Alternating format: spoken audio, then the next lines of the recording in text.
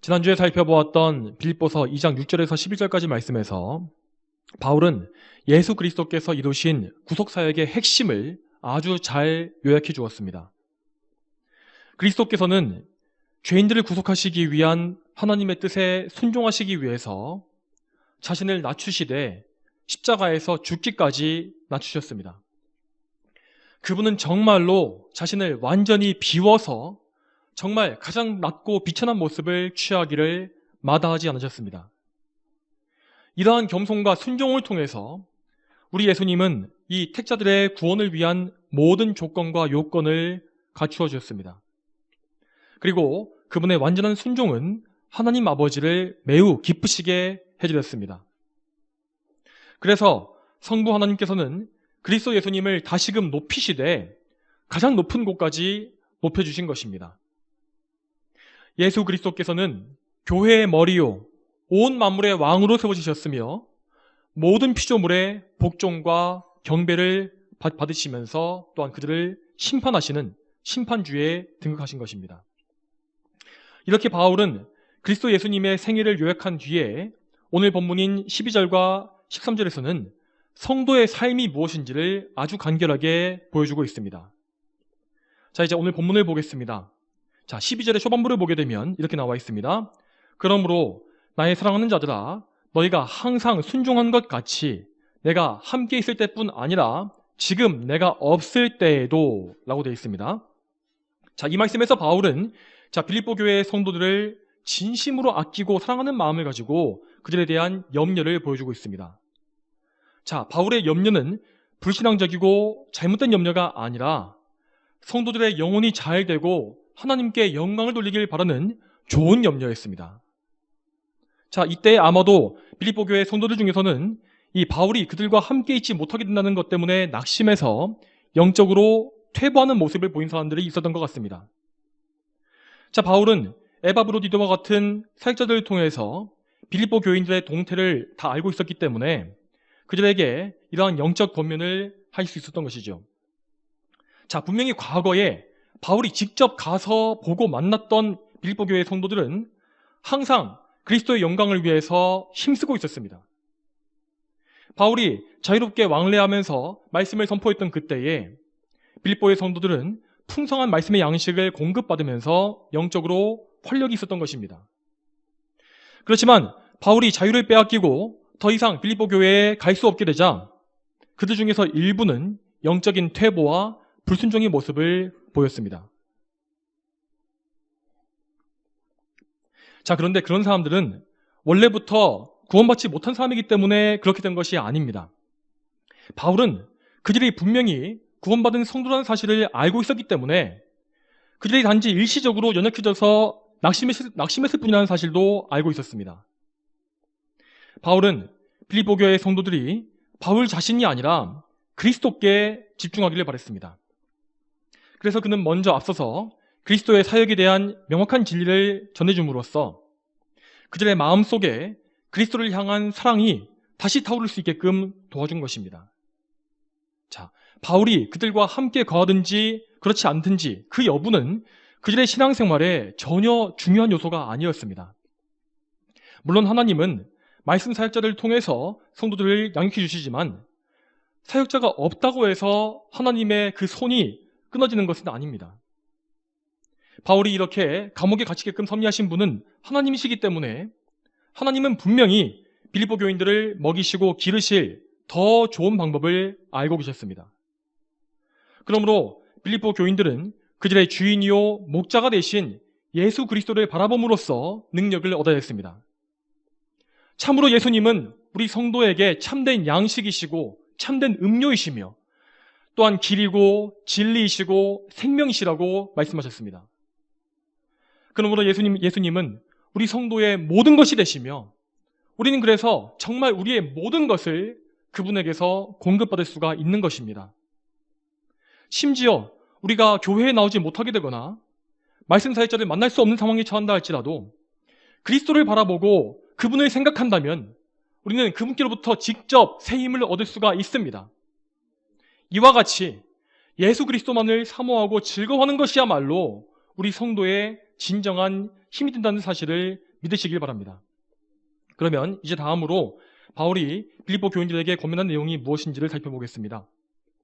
바울은 말하기를 두려움과 떨림으로 자신의 구원을 이루어야 한다라고 했습니다. 여러분, 이 말씀에서 자신의 구원을 이룬다는 말이 무슨 뜻일까요? 역사적으로 이 구절은 상당한 논쟁의 대상이 되어 왔습니다. 자, 어떤 사람들은 이 구절을 근거로 해서 자기 공로를 추구하는 잘못된 구원관을 주장하기도 있습니다.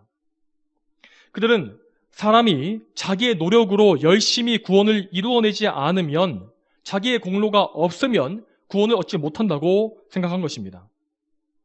그렇지만 바울이 말한 개념은 그런 것이 아닙니다. 바울은 분명히 곧바로 여기에 이어지는 13절 말씀에서 우리 구원의 주도권이 하나님께 있다는 사실을 강조하고 있기 때문입니다. 그는 12절의 말씀을 곡해하는 사람들이 있을 것을 예상했기 때문에 이렇게 부연 설명을 덧붙인 것이 분명하죠. 자, 그러므로 성도가 구원을 이루어야 한다는 이 말씀은 이미 하나님의 은혜로 주어진 그 구원을 완성해 가기 위해서 우리가 힘써야 한다는 말입니다. 즉, 우리가 이미 출발한 성도로서의 길을 더욱더 집중해서 더욱더 열심히 걸어가라는 말씀을 하는 것입니다. 자, 여러분, 신자의 구원에는 크게 세 단계가 있습니다. 자, 그 세 단계는 칭의, 성화, 영화입니다. 자, 칭의, 성화, 영화입니다. 자, 맨 처음에 나오는 칭의는 우리가 처음 거듭나고 그리스도 예수님을 믿을 때에 얻는 구원입니다. 이것은 믿는 사람이 그리스도의 의로 말미암아 의롭다고 선포되는 것입니다. 칭의는 하나님의 입장에서 일방적으로 단번에 선포하시고 인정해 주시는 것으로서 결코 반복되거나 취소되지 않으며 그 효과가 영원합니다. 자, 그리고 이렇게 칭의의 구원을 받은 사람에게는 곧장 성화의 단계가 시작됩니다. 자, 칭의를 받았음에도 불구하고 성화가 이루어지지 않는 법은 없습니다. 칭의를 얻은 사람은 하나님께 이미 인침을 받은 것이고 거룩하게 구별된 것이므로 성령님의 내주하심과 인도하심을 받게 되어 있습니다. 여러분, 성령께서는 하나님의 백성 중에서 그 어떤 사람도 불경건하게 방치하시는 법이 없기 때문에 성화는 성령님에 의해서 즉각적으로 시작되는 것입니다. 여러분, 우리는 이 칭의와 성화를 분명하게 구별할 수 있어야 합니다. 자, 칭의는 그리스도의 의로 옷 입고 무죄한 자로 여김을 받는 것이고, 성화는 우리 안에서 실제로 그리스도의 형상이 이루어져 가는 것입니다. 칭의는 우리의 신분이 변하는 것이고, 성화는 우리의 본성 자체가 정결해지고 완전해져 가는 과정입니다. 성화는 성도가 이 세상에서 사는 동안에 평생에 걸쳐서 점진적으로 이루어져 가며 각 성도들마다 성화되는 정도의 차이가 존재합니다. 어떤 사람은 많은 성화의 열매를 맺음으로써 더욱더 많이 그리스도를 닮은 거룩한 모습을 가지게 되지만, 또 어떤 사람은 훨씬 더 적은 열매를 맺고 성화가 더딘 모습을 보이기도 합니다. 자, 그렇지만 확실한 사실은 모든 성도가 죽은 이후에는 완전한 상태에 이르게 된다는 것입니다. 이 완전한 상태, 성화의 완성을 우리는 영화라고 부릅니다. 자, 우리의 영화가 이루어지는 이 날은 곧 예수 그리스도께서 다시 오시는 그 날입니다.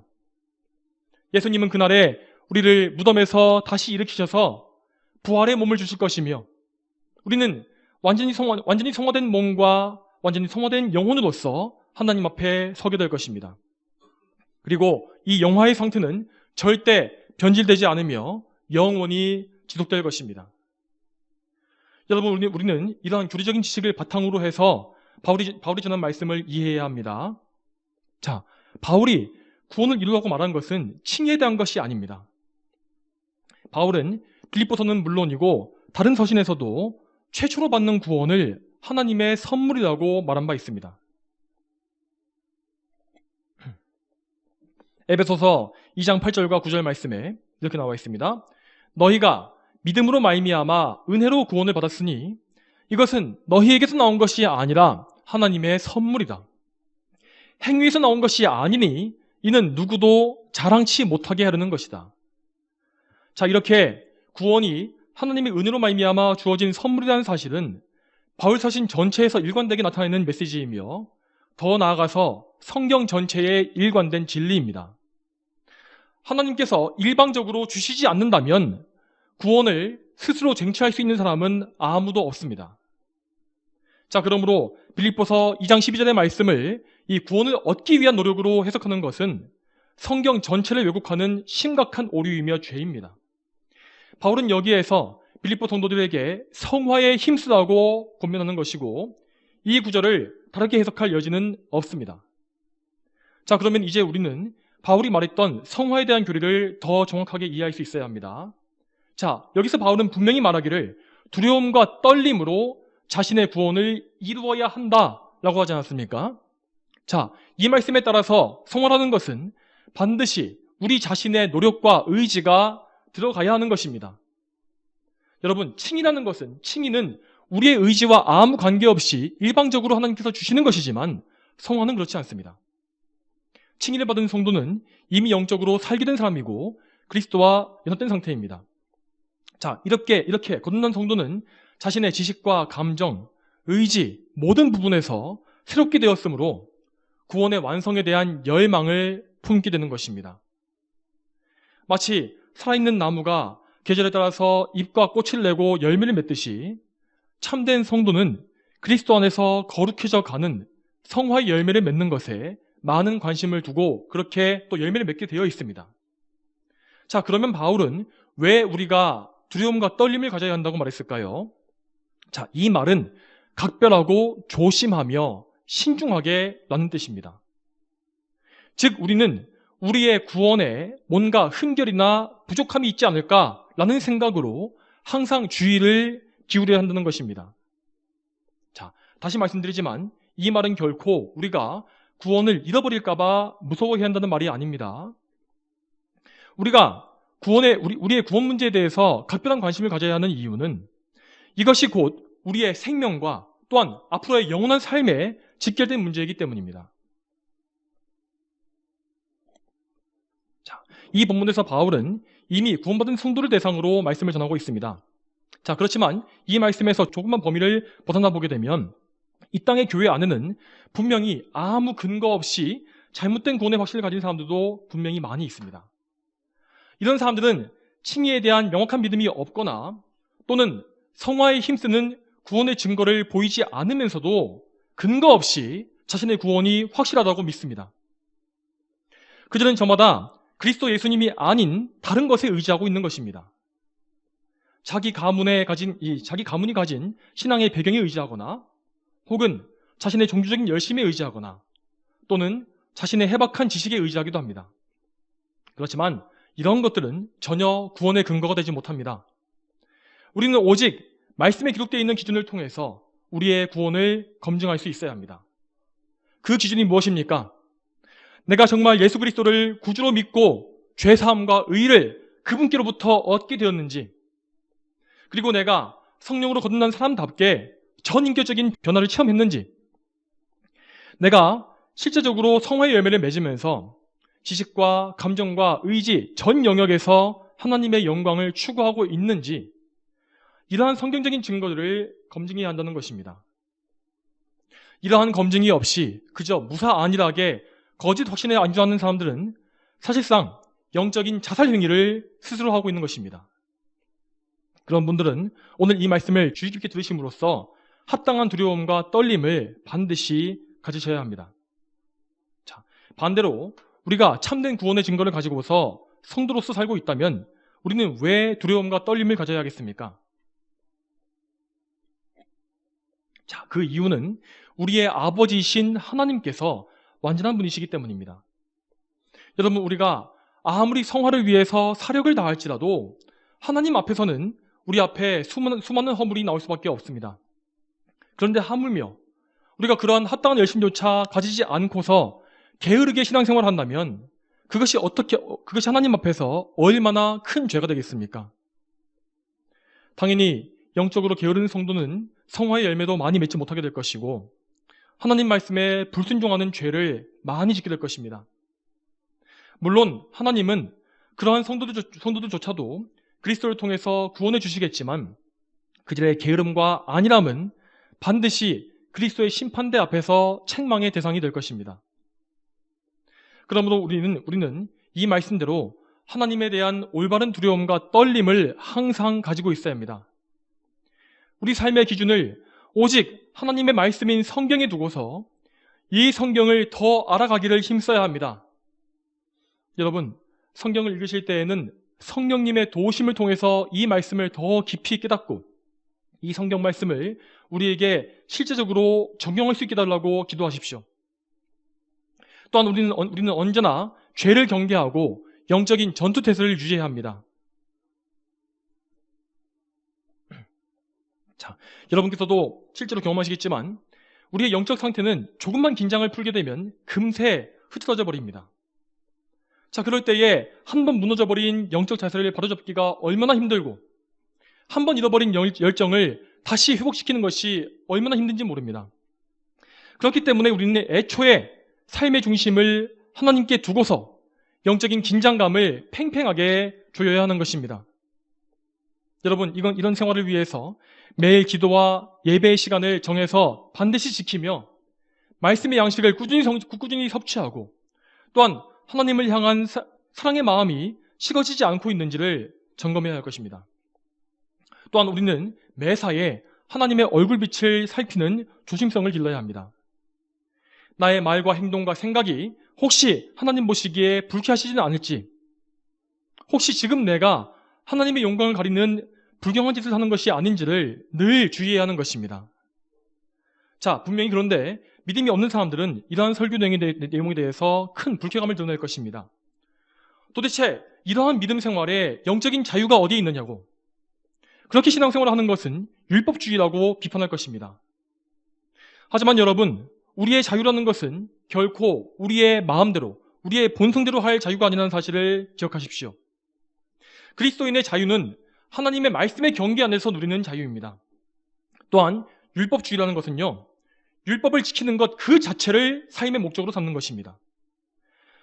반대로 우리가 그리스도의 법을 지키는 것이 하나님을 사랑하고 섬기기 위한 수단으로 쓰여지고 있다면 그것은 절대 율법주의가 아니라 하나님께 영광을 돌려드리는 바른 신앙인 것입니다. 여러분, 우리 참된 성도의 마음은 하나님께 더 드리지 못해서 안타깝고 괴로운 마음이 되어야 합니다.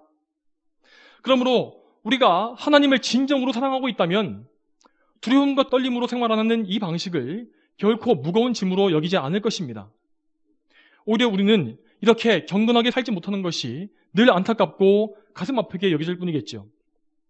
자, 그런데 바로 여기에 우리 성도의 진짜 문제가 있습니다.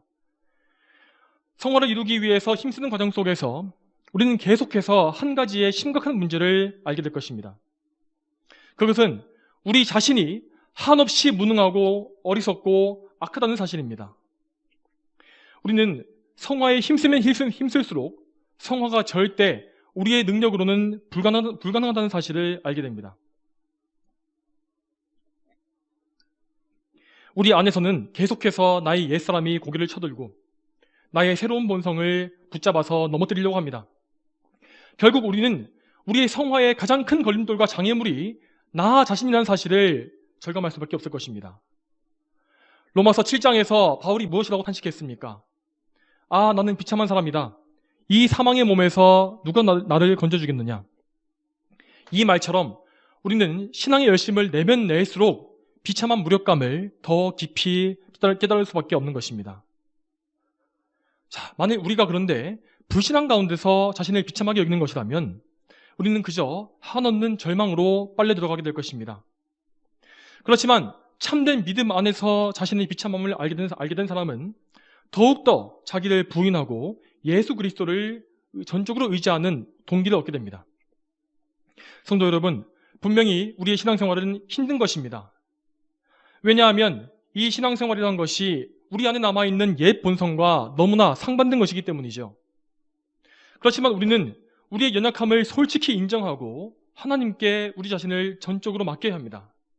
자, 다음으로 오늘 본문 13절을 보겠습니다. 너희 안에서 행하시는 분은 하나님이시므로 그분의 기쁘신 뜻을 위하여 너희로 자원하여 행하게 하신다. 여러분, 이 말씀에서 소망과 위로를 얻으시기 바랍니다. 만일 하나님께서 우리에게 성화를 이루어야 한다고 말씀하시고 나서 모든 책임을 우리의 노력에 맡겨놓으셨다면 우리는 어떻게 되었겠습니까? 그러면 우리의 성화라는 것은 처음부터 불가능했을 것입니다.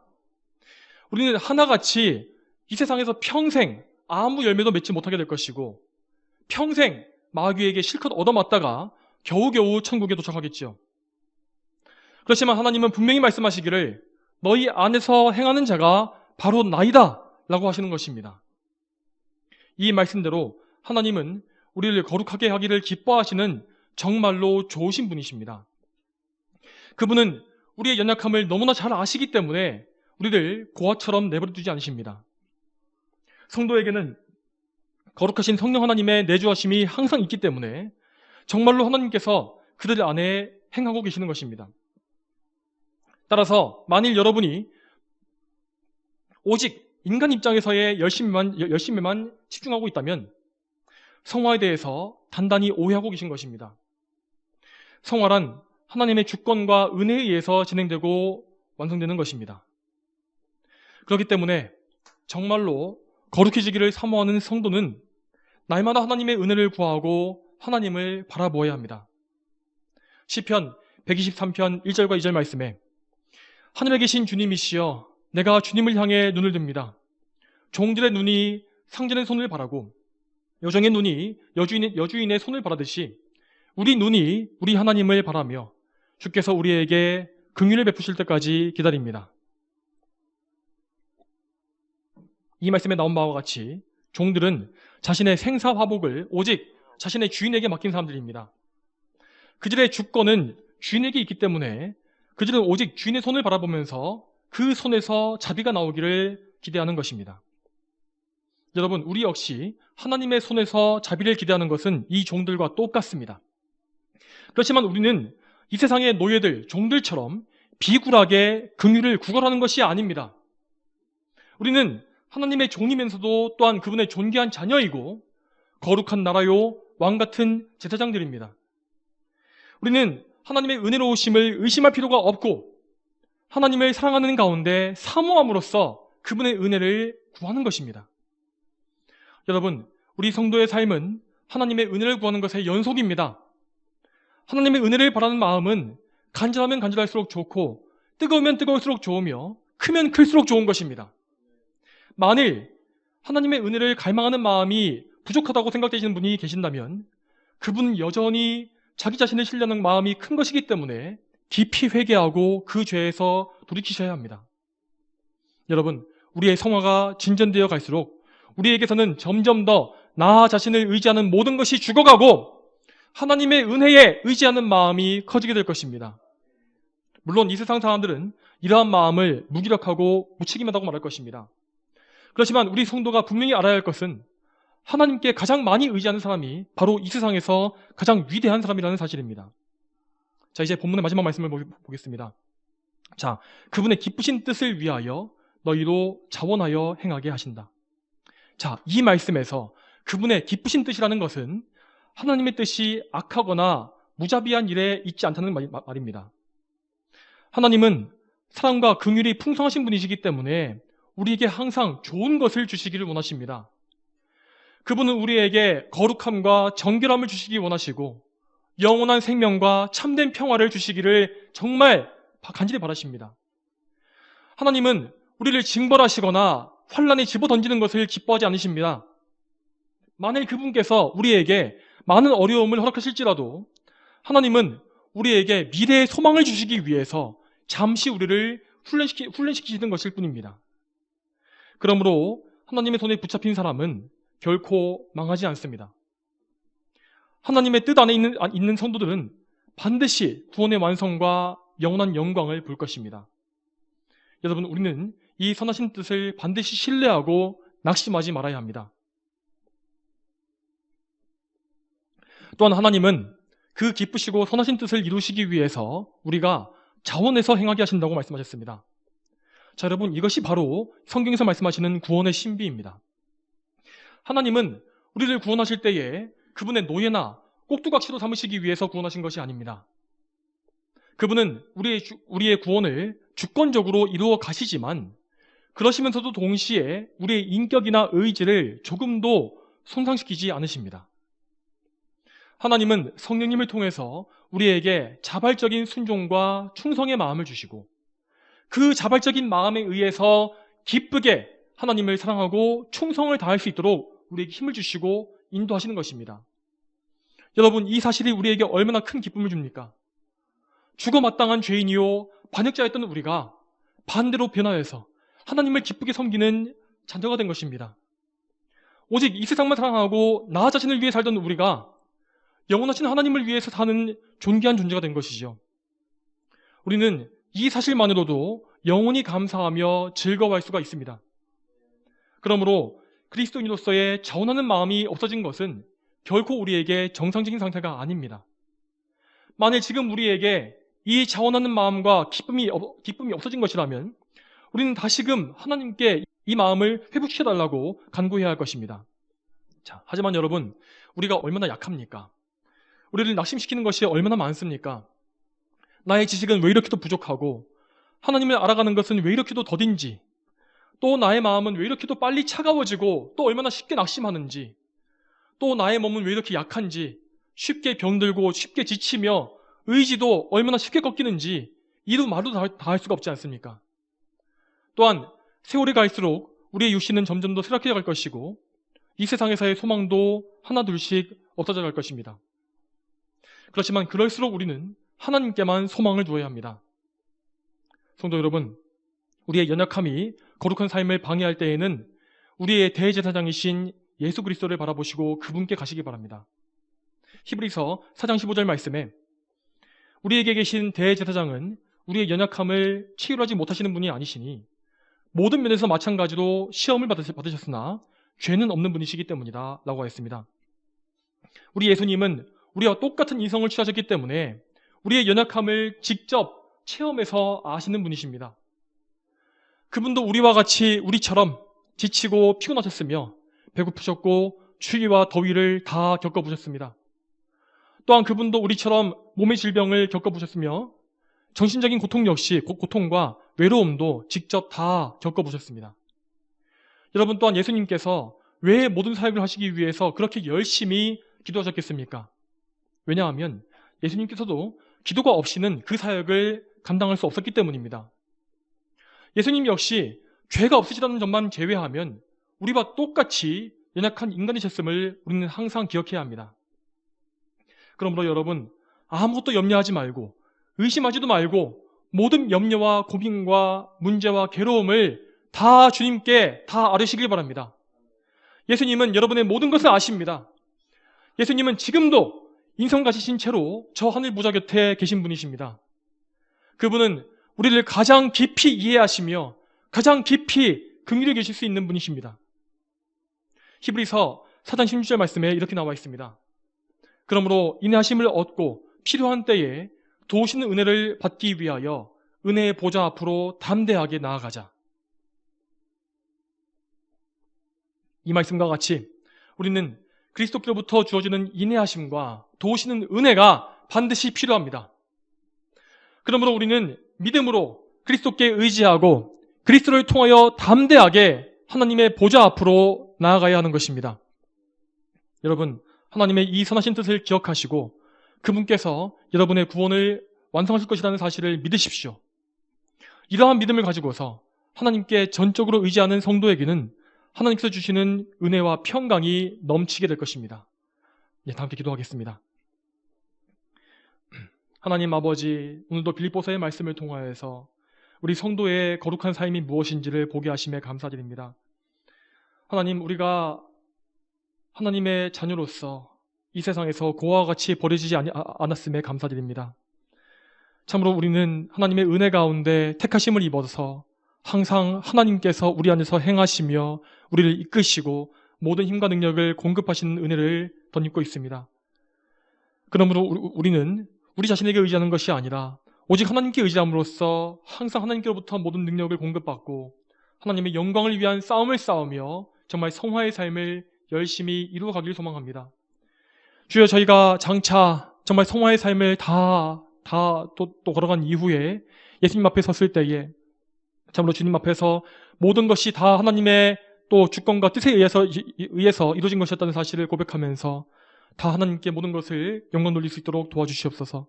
저희의 모든 삶이 오직 하나님께만 영광 돌리는 귀한 삶이 될 수 있도록 인도해 주시기를 소망하며 예수님의 이름으로 기도 올립니다. 아멘.